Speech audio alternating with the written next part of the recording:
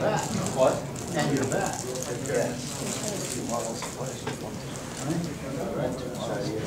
Okay, please. Thank you. All right, stop sticking. Let's zero that again. Okay, good afternoon. My name is Chris. This is Dereski. Our advisor is Dr. Kenzie Jones, and we're here to present the high temperature vacuum system. For our presentation tonight, we're going to have the overview of the project, heat transfer analysis, design stages, the testing results, material costs, timeline, global learning, and conclusion. Our project is under the Boston Retina project. This project deals with a prosthetic microchip installed in the back of the eye that a patient would wear to restore some vision to the blind. This project is actually a collaboration project with other universities, including Harvard Medical School, MIT, Cornell, and is funded by the PA. The FIU role on this project is to develop the high-density feed-through as well as the design and manufacturing of the furnace to braze the materials. Our project objective is to develop the process and mechanism to successfully braze aluminum ceramic to titanium metal using gold as the filling material. We have to achieve this brazing in a vacuum of 10 to the minus 4 Pascal and a temperature of 1200 degrees and avoiding the alpha-beta change for titanium. Brazing is a technique pretty much similar to welding, but the temperature has to be higher than 450 degrees. And for brazing to take place, the filler material has to have a lower melting point than the parent materials. Before we did any kind of design, we looked at the heat transfer analysis. We assumed that there was no convection or little conduction throughout the furnace due to the fact that we're in a high vacuum state environment. We also we assumed that the bodies were black bodies. We knew that the surface temperatures we wanted to obtain and the temperatures of the surroundings as well. This was done in order to find more or less where our power, where we should be as far as power for heating up this furnace. For the initial design, we decided to first go with the whole entire zirconia body. We're going to have tungsten wire as the heating element. This will be wrapped around inside zirconia. We have two high heat zones, the bottom zone at 800 degrees Celsius and the top zone at 1200 degrees Celsius. We observed that the zirconia, actually when purchased, was actually much more soft, and we decided to even though it's an excellent insulator, decided to not go with it as an actual body for the furnace, as Dereski will explain. As Chris mentioned, we couldn't use the zirconia as a body for the furnace because it was too soft. We went to use aluminum ceramic as the actual body and utilize the zirconia just insulation for our furnace. We also include metal shields insulation, molybdenum, and stainless steel. We ran a finite element analysis on this design. These are two pictures of the high temperature furnace and the lower side temperature of the furnace. These studies were made for the insulation, the feed-through, and the furnace itself. When the furnace was at a temperature of 1200 degrees, we got a temperature of the titanium at 1082 and an outside temperature of only 340. As for the lower temperature part of our furnace, we got 800 degrees, and the titanium part was at a temperature of 872 due to radiation from the higher zone to the lower zone. We also produced a prototype of this design. This prototype was made only for fitting and size purposes only. With observing the prototype and the analysis, we observed that the design was too big to fit inside the ball jar vacuum, and also the temperature obtained inside the furnace was high enough to melt the gold. So this, as Dereski explained, this led to design alternative number 3. We removed the all metal heating shields. We had actually double zone of zirconia layer. And we also changed the size of the aluminum ceramic furnace from 3 inches to 1.5 inches. As you can see here, here's the furnace manufacturing. We took a long 24-inch zirconia tube and cut it using a low-speed diamond saw. We took the heating elements, 16 strands, cut both ends, and then twisted both ends and wired it along the aluminum ceramic furnace body. We took the two zirconia cylinders, hollowed them out, and ensured that we had clearance about 1/8 inch clearance between them for the insulation portion of our design. Here we did a preliminary testing as well without any insulation, simply just the alumiceramic with the tungsten wire wrapped around. This was to help us familiarize ourselves with the vacuum furnace, performing the controlling the power supply, and so on and so forth. We used a pyrometer to infer the temperature of the actual tungsten. With all the lights out, we measured the temperature of about 1200 degrees Celsius.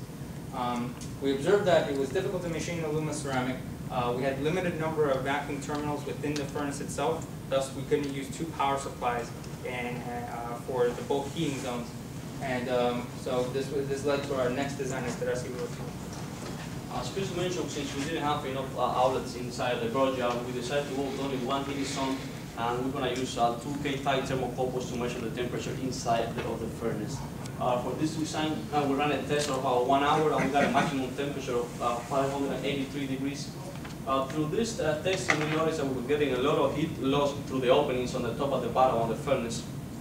And that's why we decided to, this alternative design is put back the top and bottom insulation to cover for that. During the testing of this design, we used a lab view to gather some important information from the power supply, the voltage, current, power. These are the results that we obtained during these testings. And we got a maximum temperature inside of the furnace measured with thermocouples of 1007 degrees and a maximum power of 138. That's something that we want to change to our nascent design. We're using a power supply that can supply a maximum power of 1000 watts, and we want to utilize as much as we can. To do that, we want to lower the resistance of our heating elements. As you can see in the graph, as the resistance increases due to the resistivity of the wire increasing due to the temperature increasing, that makes the power go down. As Eric explained, we decided to perform some wire calculations. Due to the fact that we have constant voltage, we are looking at Ohm's law. Simply, you can see that the resistance is inversely proportional to the power. So as we lower the resistance, the power would increase. Looking at the resistance for our tungsten wire, we saw that we needed to, we can perform simple change few variables, for instance, the length of the wire, which is very much constant, the number of wires, and the cross-sectional area. If we increase the cross-sectional area or the number of wires, we obtain better, lower resistance for our furnace. And that's what we did for this next design. As you can see here, we went from 16 to 24, and we increased the diameter of the wire from 0.002 inches to 0.005 inches. Here's an example of where the alumiceramic body is rewired with the new tungsten wire. And that's the only difference between this design and the previous design. We continue to use lab view and use the thermocouple meter to observe temperature once again. Here's the preliminary testing when running this specific design. As you can see here, we reached the temperature of 1211 degrees Celsius with a maximum power of 290, proving that our actual changes did in fact improve the power. However, the only problem is that, as you can see here, when the voltage spiked at about 22 minutes, it took approximately 5 minutes to get to that temperature. With that in mind, we wanted to make sure that we do this process under the 20 seconds for the brazing process. Due to the time that we needed to do this process on the 20 seconds, and it took a long time for the furnace to get to 1200, we decided to design a linear mechanism to transport the part in and out of the furnace in the time frame that we require. For this, we did our first design was a simple scissor lift mechanism utilizing a lever that we had inside of the vacuum. Once we did the prototype and we started testing it, we saw that it was very difficult to actually manipulate the lever inside the project vacuum.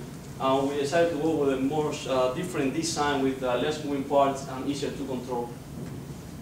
With this in mind, we came up with a new design for the linear mechanism to transport the part in and out of the furnace.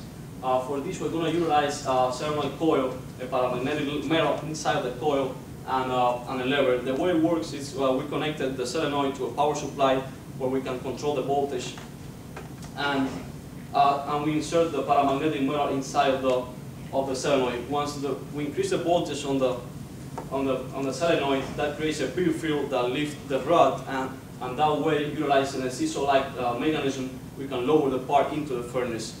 20 seconds later, we just cut off the power of the magnet, and gravity will bring back the rod, and that will bring back the sample out of the furnace. These are two pictures of our last design. As you can see here, we have the linear mechanism with the furnace.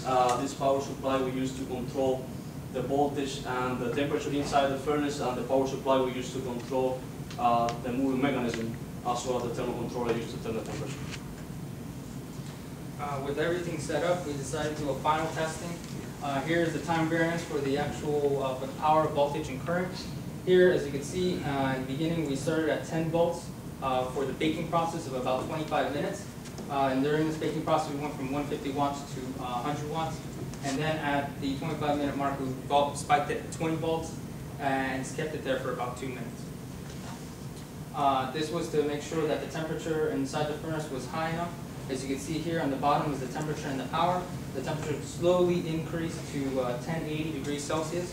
Once we spiked that at that voltage, it went up to 1250 degrees Celsius. And then after power off, it slowly decreased as shown in this graph here.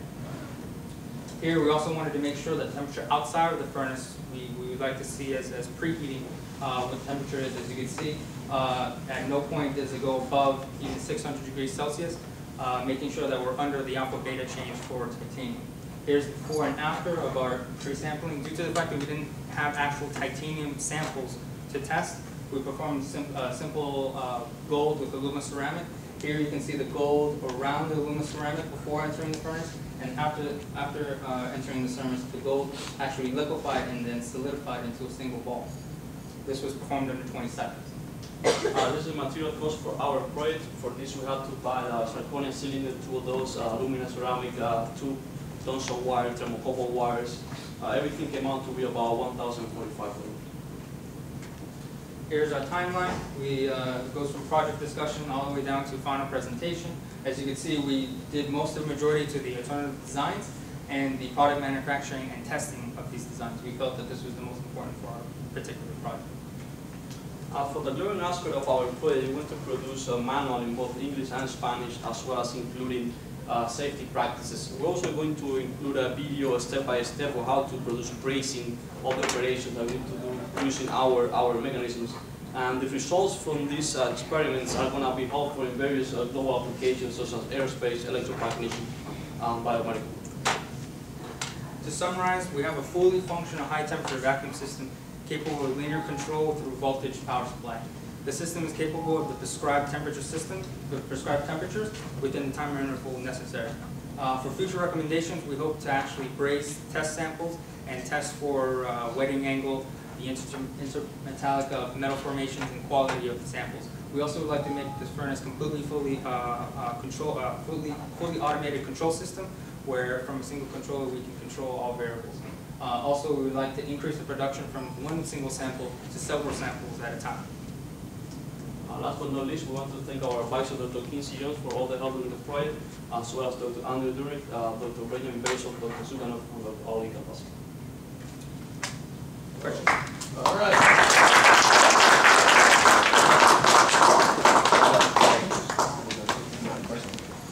I have a question. Oh, Kinsey's there. Questions?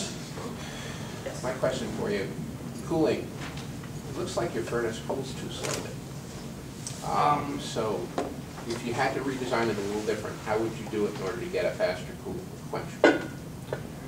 Well, right now, using the linear mechanism, we just bring the part up the way up to the top of the furnace, where we can move the part even higher, so getting lower temperature on the part itself. The temperature you saw from the graph for the actual temperature inside the furnace, that's due to the fact that the aluminum-ceramic furnace body itself actually gets heated itself as well. So that decrease that you see, there's actually inside the furnace. Since we're going to be removing outside of the furnace, it's going to cool much more rapidly. We also would like to see it with the tungsten samples as well, to see how fast that cooling is with the titanium metal. Let me give you a hint. Gravity. Play it to your advantage. Drop it, don't raise it. Well, that cooling?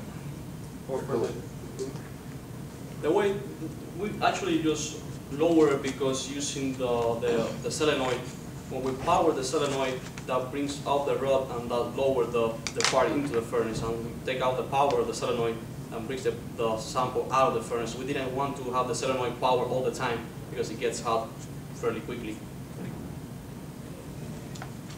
In your report, you said that the impact of your work was an important piece to the completion of the Boston Regional Implant project. Could you talk a little bit more about that? The Boston Renner project deals with an entire manufacturing process for FIUs, particularly roads. Between the first few projects, which deals with the, we actually have a sample example after these slides for that specific question.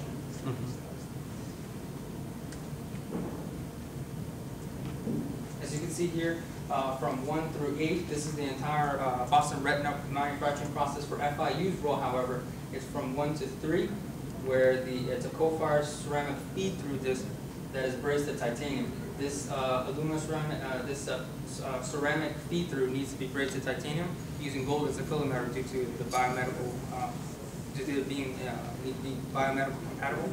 So, in that process there, that's where that's where our furnace will help with making sure that these two parts are actually brazed correctly. This is just part of the actual, the whole implant. This is just the feed-through that's going to be implanted on the back of the eye, and it's going to be part of the project. No questions? Any other questions? Hearing none, thank you so much.